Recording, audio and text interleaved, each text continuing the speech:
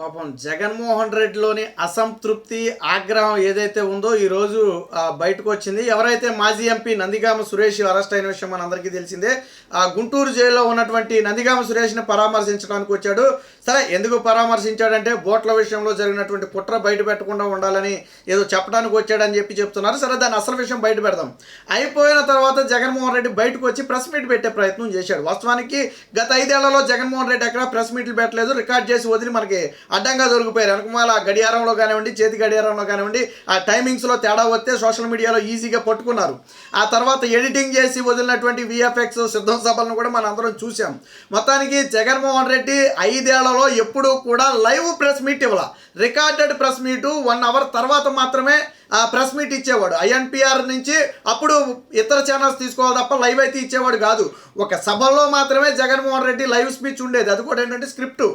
ఇప్పుడు ఓడిపోయిన తర్వాత జగన్మోహన్ రెడ్డి ఆల్రెడీ ఎప్పటికీ ఒక అరడజను ప్రెస్ మీట్లు పెట్టినట్టున్నాడు. ఎందుకంటే జగన్మోహన్ రెడ్డి ప్రధానంగా ఎక్కడ డ్యామేజ్ జరిగిందంటే జగన్మోహన్ రెడ్డి మాట్లాడలేడు. ప్రజల్లోకి వచ్చి జగన్మోహన్ రెడ్డికి మాట్లాడటం రాదు. పైగా తెలుగుని తుకడాలు చేసి మాట్లాడాడు. గతంలో నారా లోకేష్ 1-2 తప్పులు మాట్లాడితే విమర్శించినటువంటి వైసీపీ పార్టీ ఈ జగన్మోహన్ రెడ్డి నత్తిపొగొడి మాటలను చూసి పిచ్చెక్కిపోయింది. వాళ్ళకి జనానికి కూడా తర్వాత అర్థమైపోయింది జగన్మోహన్ రెడ్డి స్క్రిప్టులు చదివే వ్యక్తే కానీ స్వతహాగా బయటకు వచ్చి మాట్లాడే వ్యక్తి కాదు.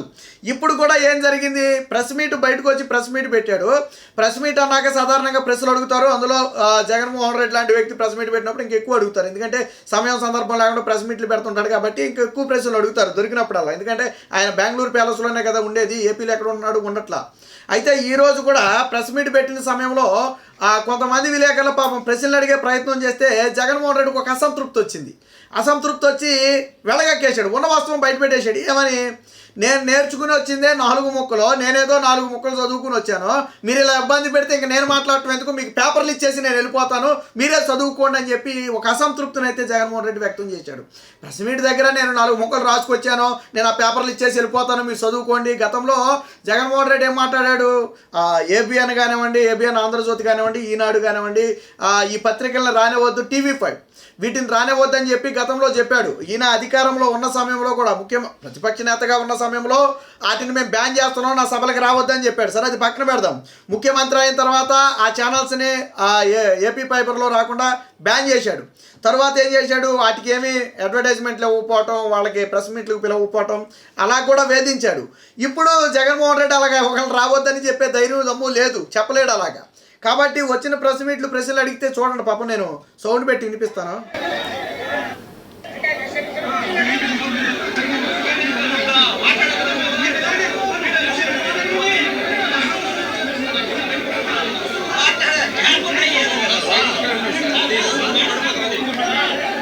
మ్యాటర్ ఏంటంటే జగన్మోహన్ రెడ్డి మాట్లాడక ముందే విలేకరులు ప్రశ్నలు అడగటం మొదలుపెట్టారు. దీంతో నేను మాట్లాడొద్దు తప్ప, నేను మాట్లాడటానికే కదా వచ్చింది, నా పేపర్లో వేయాలి కదా అంటున్నాడు. మరి పేపర్లో వేయాలి కదా అంటే ఈయన మాట్లాడేది ఏంటంటే రేపు పొద్దున న్యూస్ ఛానల్స్లో జగన్మోహన్ రెడ్డి మాట్లాడాడని చెప్పుకోవడానికి. అదే చెప్తున్నాడు చూడండి ఇక్కడ.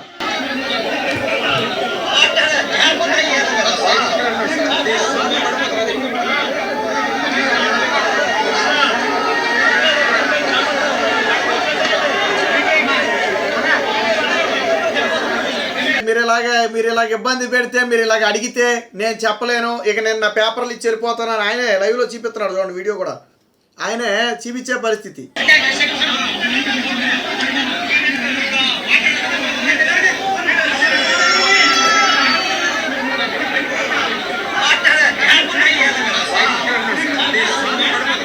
పేపర్లో వేయాలి కదబ్బా అంటున్నాడు. చూడండి ఒకసారి. మీరే రాసేసుకోండి, ఇంకెందుకు మీరే రాసేసుకోండి అంటున్నాడు.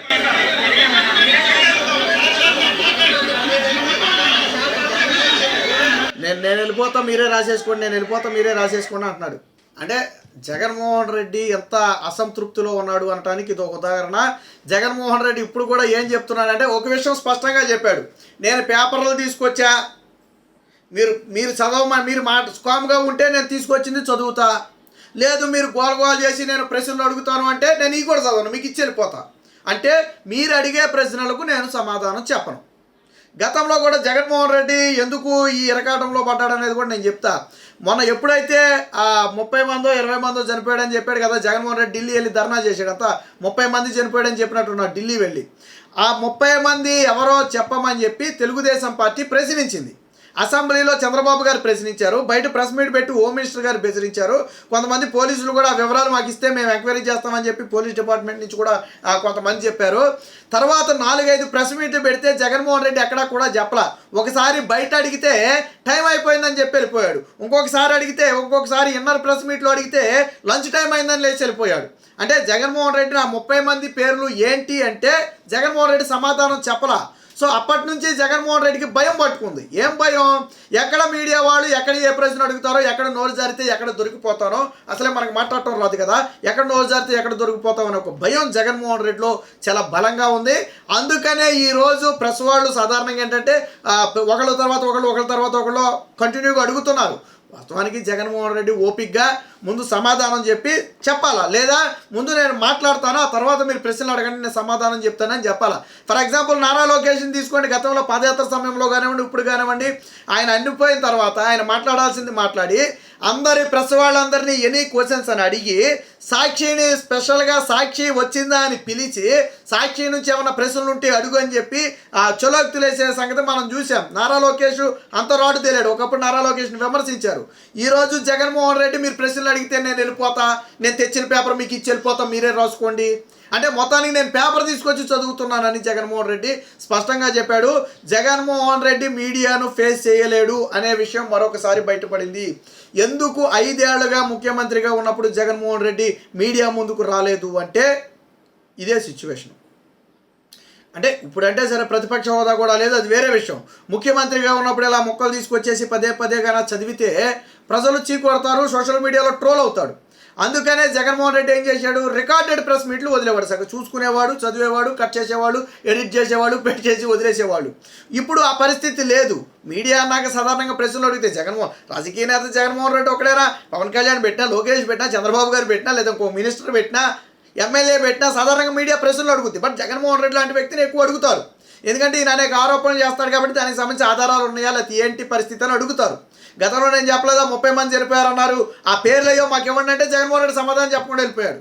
కనీసం ఈ సాక్షి పేపర్లో అయినా వేయాలి కదా, ఇదిగో 30 మందిని చంద్రబాబు నాయుడు చంపేశాడు అధికారంలోకి వచ్చాక, ఇదిగో వాళ్ళ పేరు, ఇదిగో వాళ్ళ డీటెయిల్స్ ఇవ్వాలి కదా నీ సాక్షి పేపర్లో అయినా. ఇచ్చావా?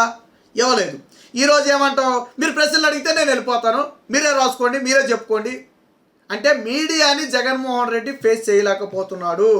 మీరు అడిగిన ప్రశ్నలకు నేను సమాధానం చెప్పను, మీరు ఏం చేసుకుంటారో చేసుకోండి, మీరేం రాసుకుంటారో రాసుకోండి, నా సిరాకు వస్తే నేను ఈ 4 మొక్కలు మీ మొహాన్ని కొట్టి నేను వెళ్ళిపోతా. పేపర్ చదువు కూడా పేపర్ తెచ్చాడు, మీరు వీడియోలో చూసింది ఆ పేపర్ చేతిలో, నేను ఇచ్చి వెళ్ళిపోతా. అంతే తప్ప మీరు నన్ను ప్రశ్నలు అడగొద్దు, నేను చెప్పింది మీరు రాసుకోవాలంతే. అంటే ఓడిపోయినా కానీ మీడియా మీద డిమాండ్, ఓడిపోయినా కానీ మీడియాను బెదిరించటం, ఇలాంటి చేష్టల వల్ల కదా జగన్మోహన్ రెడ్డి 11 సీట్లు వచ్చింది. మరి ఇప్పటికైనా బుద్ధి మార్చుకోవాలి కదా. మొత్తంగా జగన్మోహన్ రెడ్డి మాత్రం ప్రెస్ మీట్ ఫేస్ చేయలేడు, మొత్తం చదువుకుని స్క్రిప్టులు రాసుకుని వస్తే తప్ప జగన్మోహన్ రెడ్డి మాట్లాడలేడు అనే విషయం ఈరోజు చాలా స్పష్టంగా అర్థమైంది.